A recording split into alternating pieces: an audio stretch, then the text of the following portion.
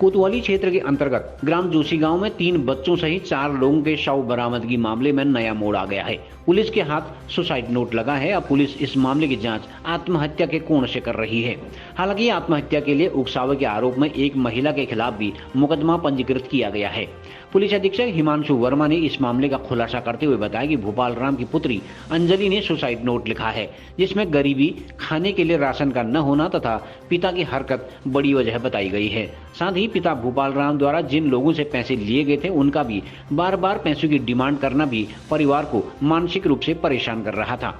Police का कहना है कि इसी मानसिक परेशानी के चलते घर में भूपाल राम की पत्नी नंदी देवी सहित उनके 4 बच्चों ने जहरीला पदार्थ खाकर आत्महत्या कर ली। पुलिस ने जल्द महिला के पति भूपाल राम को भी गिरफ्तार करने का दावा किया है। इधर पुलिस अधीक्षक ने इस पूरे मामले को सही ढंग से हैंडल नहीं कर पाने के लिए बागेश्वर कोतवाल को दोषी पाया तथा उन्हें लाइन हाजिर कर दिया है। उनके स्थान पर एसआई मीना रावत को कोतवाल का चार्ज दिया गया है। लेकिन इस पूरे मामले की जांच कपकोट के थानाध्यक्ष KS बिष्ट को सौंपी गई है। बॉडीज़ मिली थी, वो भी बंद था, तो उसमें जो है क्योंकि रात हो गई थी तो उस टाइम पे हमें ज़्यादा हम उस टाइम पे सर्च अच्छे से नहीं कर पाए थे, तो हमने बॉडी जो है मॉर्चरी में रख दी थी और हम परिवार वालों का वेट कर रहे थे ताकि उनका पोस्टमार्टम और पंचायतनामा किया जा सके। तो कल उनके जो है जो परिजन थे वो आए थे, तो उनका पोस्टमार्टम और पंचायतनामा कर दिया गया और उसमें जो है PM रिपोर्ट अभी आनी बाकी है उसमें, और जो उनका विस्टा हमने प्रिजर्व कर लिया है उसमें ताकि उसका कॉज ऑफ डेथ हमें पता चल जाए। कल जब हमने दोबारा वहाँ पे हम घटनास्थल पे गए तो हमें जो है वहाँ पे एक सुसाइड नोट जो है वो बरामद हुआ है, और उस सुसाइड नोट को पढ़ने पर उसमें जो है उसमें कारण भी उसमें लिखे हुए हैं। वो सुसाइड नोट जो बड़ी बेटी है जो 7th 8th क्लास में पढ़ती है, अंजलि नाम है उसका, उसने लिखा है। और उस नोट को पढ़ के उसमें जो है कारण बताया गया है कि उनकी जो आर्थिक स्थिति थी वो अच्छी नहीं थी और उनके पास जो है खाने पीने के लिए राशन भी नहीं था। उनके जो पिता है यानी कि भूपाल राम, वो जो है मतलब 1 तारीख से घर पे नहीं आया है, और उसमें मतलब काफ़ी बड़ा उसने लंबा चौड़ा उसमें लिखा हुआ है, और उसमें मतलब उसमें बताया है कि जो देनदार हैं, मतलब जिनको भोपाल सिंह ने बहुत लोगों से पैसे उधारी लिए हुए थे, और जिसके चलते 10 तारीख को अभी एक मुकदमा भी उसमें पंजीकृत हुआ है। तो वो लोग वहाँ पे जो है कभी घर पे और कभी आते जाते उनसे पैसे मांगते थे फैमिली वाले से। तो भोपाल सिंह बाहर रहता था, जनरली उन चीज़ों का जो सामना वो फैमिली को करना पड़ रहा था, जिसके चलते वो काफ़ी जो है मानसिक तौर पर परेशान थे और उनके ऊपर काफ़ी दबाव आ रहा था पैसे लौटाने का। तो वो उसके चलते जो है काफ़ी मेंटली अनस्टेबल चल रहे थे, बहुत उन पर प्रेशर था। उसमें जो है उन्होंने कुछ लोगों के नाम भी लिखे हुए हैं सुसाइड नोट में कि जिन जिन लोगों ने उनसे पैसे मांगे हैं और जो उन पर दबाव बना रहे थे पैसा करने के लिए। तो उसके चलते जो है हमने एक मुकदमा जो है पंजीकृत उसमें कर दिया है कल रात कोतवाली में। और उस सुसाइड नोट को जो है और अच्छे से पढ़ने के लिए, मतलब उसका अवलोकन करने के लिए हमने जो है एक टीम भी हम बना रहे हैं जो CO बागेश्वर के इमीडिएट उसमें जो है निर्देशन में काम करेगी। और इसकी जो उसमें सुसाइड नोट पढ़ने में उसमें एक दो चीज़ें और भी लिखी हुई थी, जिसमें उसमें लिखा हुआ था कि लोकल पुलिस का उनको सहयोग जो है नहीं मिला जब लोगों ने जो है पैसे मांग रहे थे। तो जिसके चलते जो है SHO को मैंने लाइन हाजिर कर दिया है आज, और इसकी विवेचना भी जो है हम लोकल कोतवाली से ना करा के हम कपकोट कोतवाली से करा रहे हैं, ताकि अगर लोकल पुलिस का अगर थोड़ा बहुत भी किसी का अगर वो रहा है, इसमें लापरवाही रही है, तो उसको भी हम जो है इसमें विभागीय जांच भी हम करेंगे और बाकी इस विवेचना में भी उसका आ जाएगा। तो ये चीज़ जो है अभी भोपाल सिंह भी रात हमने जो है कांडा से वो कहीं घर पे था, उसके पास फ़ोन उपलब्ध नहीं था, तो उसको भी हमने बुला लिया, उससे भी हमारा संपर्क हो गया, उससे हमारी पूछताछ चल रही है। तो अभी तक उसका कोई रोल इसमें फ़िलहाल सामने नहीं आ रहा है। जिस तरीके से बॉडीज़ मिली हैं घर के अंदर बंद और सुसाइड नोट भी मिल गया है, तो अभी तक तो उसका कुछ नहीं है। बहरहाल हम किसी भी एंगल को इग्नोर ना करते हुए उससे गहनता से पूछताछ हम भोपाल सिंह से कर रहे हैं, और अगर कोई भी नई चीज़ उसमें सामने आएगी या किसी भी तरीके की लापरवाही पुलिस की तरफ से अगर हुई होगी तो उसमें भी हम एक्शन लेंगे। फ़िलहाल हमने SHO को जो है हटा दिया है, और फिलहाल अभी तक के लिए यही अपडेट है, और कोई भी नई चीज़ होगी तो हम मीडिया को बताएंगे। मुकदमा किसके खिलाफ दर्ज हुआ है, कौन व्यक्ति?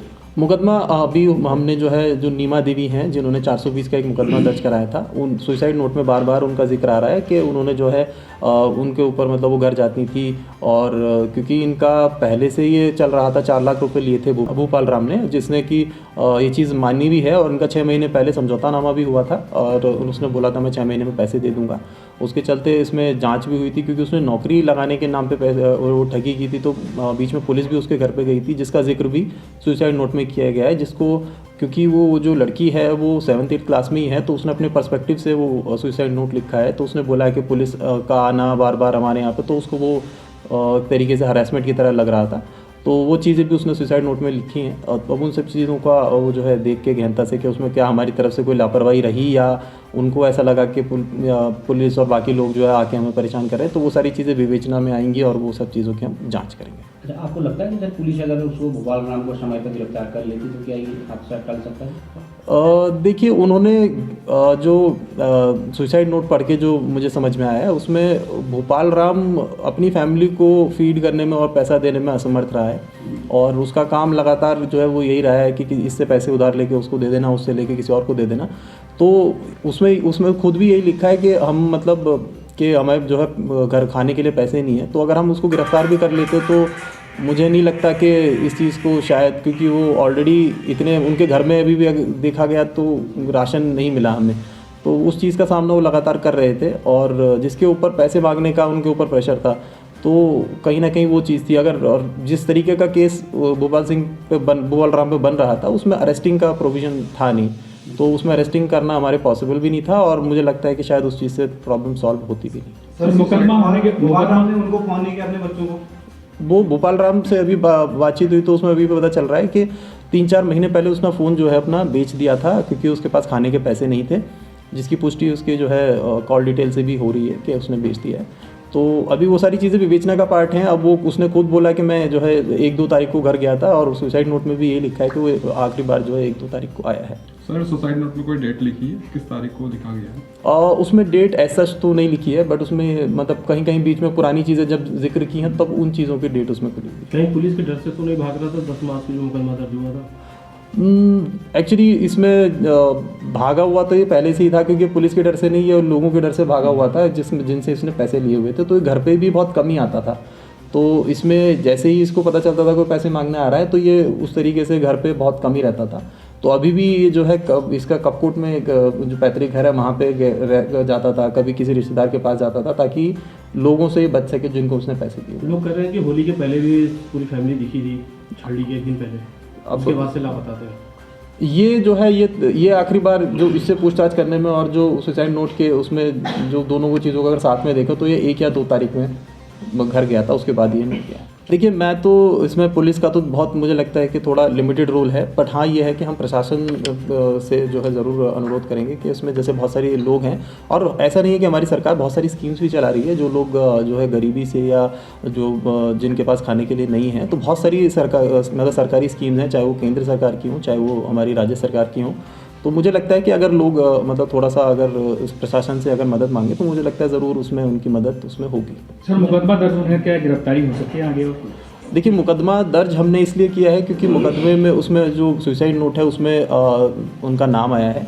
अब गिरफ्तारी का मैं इसलिए नहीं कह सकता क्योंकि वो एक 14 वर्षीय बच्ची ने लिखा हुआ है। अब उसने अपने उसमें इमोशन से वो किस तरीके से वो फील कर रही थी, वो सब चीज़ें लिखी हैं, लेकिन क्या कानूनी दायरे में वो अपराध बनता है, उस चीज़ की विवेचना अब हम करेंगे। अगर सिर्फ पैसे मांगने वो गए थे तो वो शायद उसको दूसरे तरीके से देखा जाएगा। अब वो अगर किसी और दूसरे तरीके से वो प्रताड़ित कर रहे थे तो वो उसको दूसरे तरीके से देखा जाएगा। तो वो विवेचना का पार्ट है, उसमें मैं अभी कुछ नहीं कह सकता। अब ये माना जाए कि सर हत्या का केस तो खत्म हुआ, मतलब अब ये आत्महत्या या आत्महत्या के लिए प्रेरित करना, इस पर मुकदमा चलेगा। देखिए, मुकदमा हमने 306 में ही लिखा है, यानी कि आत्महत्या के लिए प्रेरित करने में, और अभी तक हमें कोई मर्डर का फिलहाल अभी तक हमारे हाथ में कोई वो नहीं है। खासकर दोनों कमरे बंद पाए जाना और सुसाइड नोट मिलना, ये लगभग इस बात की पुष्टि कर देता है। लेकिन आगे मैं ये नहीं कह रहा हूँ कि मतलब हमारी तरफ से 100% पुष्टि है, भाई ये है कि अभी तक जो हमें मिल रहा है उसमें तो ये आत्महत्या ही है। इसके अलावा हमें मर्डर का कोई सबूत अभी तक नहीं मिला है। आगे अगर कुछ मिलेगा तो ज़रूर उसको उस तरीके से देखा जाएगा, लेकिन फिलहाल जो है इस बात की पुष्टि की जा सकती है कि जो सबूत हमें मिले हैं उस हिसाब से अभी तक ये आत्महत्या है।